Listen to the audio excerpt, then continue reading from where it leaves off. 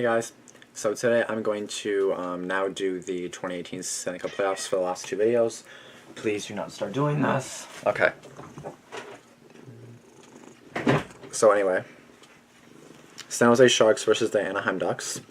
So of course I'm going to start with the records and stuff at first. So San Jose is 45, 27, and 10 with 100 points.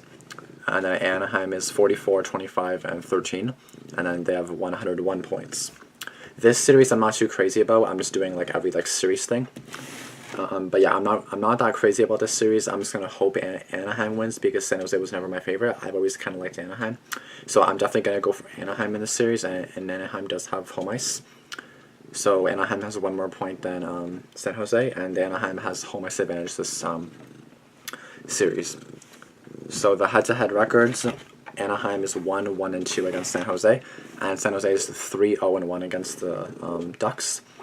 So that also tells you a little something, right? So just two years ago, the San Jose Sharks made a trip to the Stanley Cup Final. That saw them go through some tough teams in Los Angeles, Nashville, and St. Louis. But they've managed to sneak into this year's playoffs under the radar. After falling to Connor McDavid's team last time around, San Jose starts off the 2018 Stanley Cup playoffs against a familiar foe in their California rival, the Anaheim Ducks. The Ducks have been battle tested this season, grinding through more than 300 man games lost while still managing to finish second in their division, but Anaheim was recently dealt a potential game-changing blow when starting netminder John Gibson was knocked out of action on April 1st, April Fool's Day, on especially crucial loss considering Anaheim had allowed the fewest goals against for 3 straight months leading up to that night. Ryan Miller has held down the fort since, posting 4 straight wins. What time is it? Posting 4 straight wins with Gibson out, but the question is how he fares when the intensity ramps up in the postseason. The 37-year-old has 56 playoff games on his resume, but 0 since 2015. San Jose, meanwhile, moves to the postseason after a tumultuous stretch that's seen them win just once in their past 6 games, right after reeling off 8 straight wins in March. Despite that inconsistent play, the Sharks have been one of the league's highest scoring teams over the past month of action, ranking 5th with 64 goals since March 1st, suggesting they have all that they need to feast on the Ducks should Miller prove unable for the task. Now moving on to the advanced stats. So 5-on-5. Will someone tell me what the house CF percent is? Like, what is that? So San Jose is 50.8 CF percent, which is 13th. Their goals for percentage is 48.75, 18th in the league. Their save percentage is 916, which is 27th. 7.5 shorthanded percentage, 20th, and 99.13 PDO, 24th in the league. What the hell is PDO? Now for San Jose, 50.8 CF percent, which is wait. I think I just said this. So that's San Jose. Now Anaheim is 48.62 CF percent, which is 22nd. Their goals for is 53.92, 6th. They have a 934 save percentage, which is 2nd. 8.16 shorthanded percentage, 10th. And a 101.51 PDO, which is 5th. So Anaheim has the better advanced stats in this case.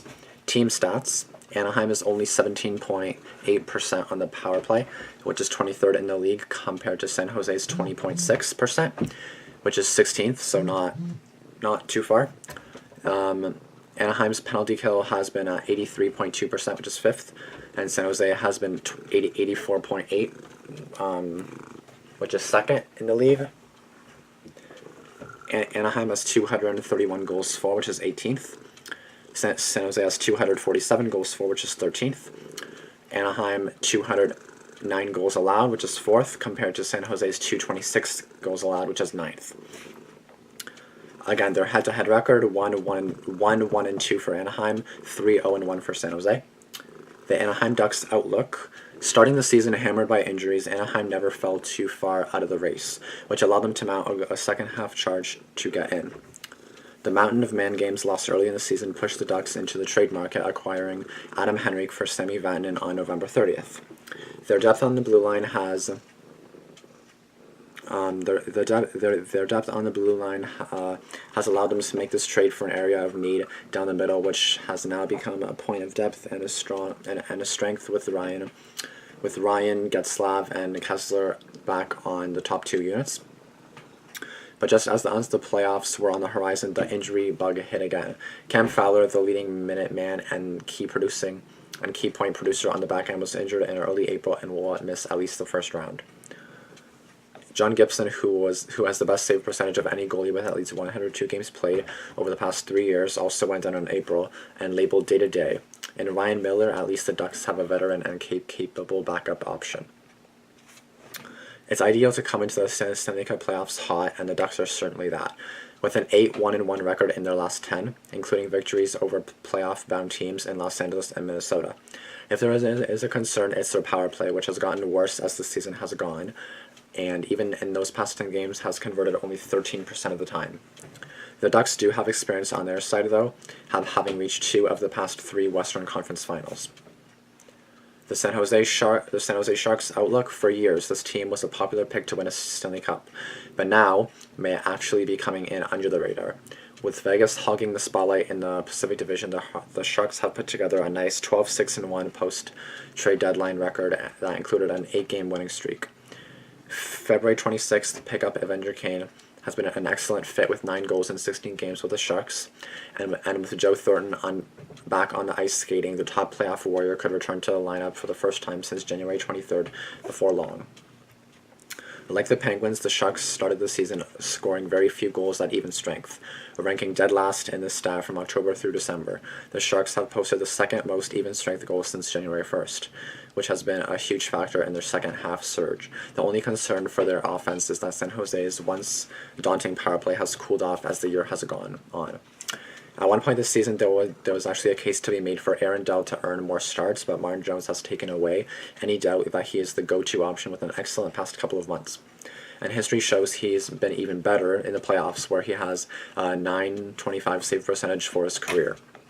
The Ducks' X Factor. At 32 years old, Ryan Getzlav is still fully capable of taking over a series and tilting it in his team's favor single-handedly.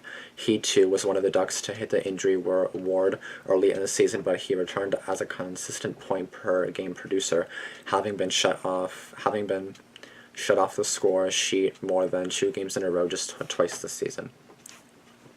Anaheim's offense showed slow to a crawl when Getzlav didn't get a point in last season's playoffs, scoring just 16 goals in the 8 games in which Getzlav did not get on the score sheet. It really caught up to them against the Nashville Predators, where the captain was shut out in 4 of the 6 games. Anaheim's last Stanley Cup was in 2007 when Getzlav was a sophomore playing behind the likes of Timo Selene and is still in search of a championship where he is the lead dog. Now the Sharks' X Factor. While the Sharks have their own collection of star weapons up front, depth is the name of the game in the playoffs. Logan Couture and Joe Pavelski need to get theirs, but if San Jose is to go on a run, some of the younger guys need to step up as well. 23 and unders Thomas Hertl, Kevin LeBlanc, and Timo Meier figure to be key parts of future Sharks teams and need to play a role now.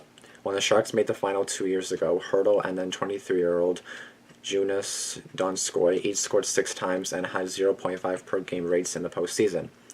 Last year, none of Hertl, Donskoy, or Meier scored a goal against the Edmonton Oilers in round 1. This will be a key test for the next wave of Sharks players as they find a way to build off good seasons and keep the hot offense going in the playoffs. Now moving on to team leaders, goals, assists, and points. So for Anaheim, it's Rickard Rakell, 34 goals, 35 assists, 69 points. Ryan Getzlav, 11 goals, 50 points, 50 assists, and 61 points. Corey Perry, 17 goals, 32 assists, and 49 points. For San Jose, Brent Burns, 12 goals, 55 assists, 67 points. Joe Pavelski, 22 goals, 44 assists, and 66 points. And Logan Couture, 34 goals, 27 assists, and 61 points. And yeah, that's basically it for this thing. Game 1 is going to be held on April 12th in Anaheim at 10:30 p.m., of course, for Game 1. And then my prediction is a tough choice. I'm just going to say right now it'll probably go to 6-7 games, but I don't know exactly who will take it. I want Anaheim to, but I don't know. I know San Jose made it to the finals, and like they've been pretty decent recently.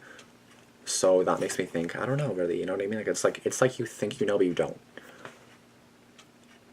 So I can't really promise anything. I don't. Well, obviously I'm not gonna promise. It's just a prediction, but like, it's still a tough choice. I'm gonna say it'll go 6 or 7, and I'm just gonna say I hope Anaheim does. Like I don't have any clue. Like I don't know what to say. I want Anaheim to win, but then I don't know if they're good enough. So I'm just gonna say I don't know, and I hope Anaheim wins. But all I'm gonna say is I think this series will go 6, 7 games, and that's all I can really say. Thanks for watching this video. I have one more preview to do, and it's gonna be Nashville and Colorado. Anyway, I hope you guys liked this video, and I'll see you guys in the next one. Tell me what you think in the comments below. Thanks for watching.